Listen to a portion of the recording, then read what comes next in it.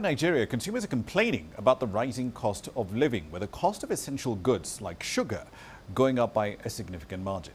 The West African country does produce some sugar locally, but it mainly relies on imports to meet demand. With climate change reported to be affecting global supply, agricultural experts are now calling on the government to help local farmers fill the gap. Ismail Hassan sells granulated sugar at this market in Nigeria's capital, Abuja. He says the price has gone up in the last few weeks and his customers are complaining. We used to purchase a bag of sugar for 45,000 to 47,000 naira, but now it's priced at over 60,000 naira.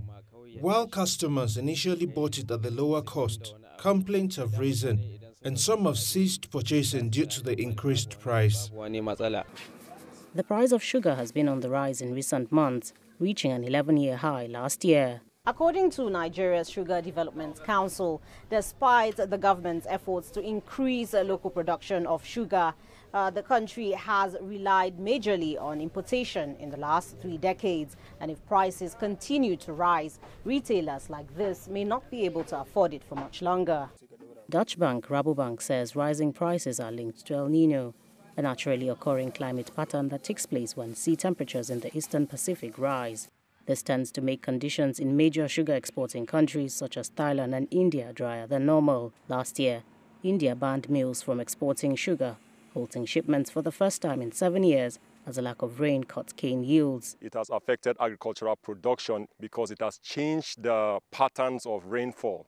And whatever has affected the normal situation will definitely affect production at the end of the day.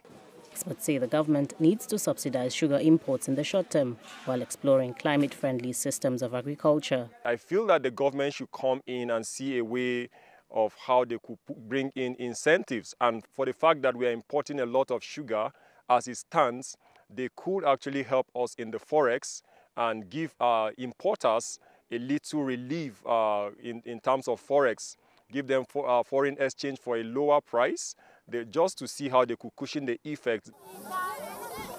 Late last year, the Nigerian government commenced irrigation or dry season farming, starting with crops like wheat, rice, maize, sorghum, soybeans and cassava, with funding from the Africa Development Bank. The move is expected to cover other crops like sugarcane and reach 250,000 farmers by 2024.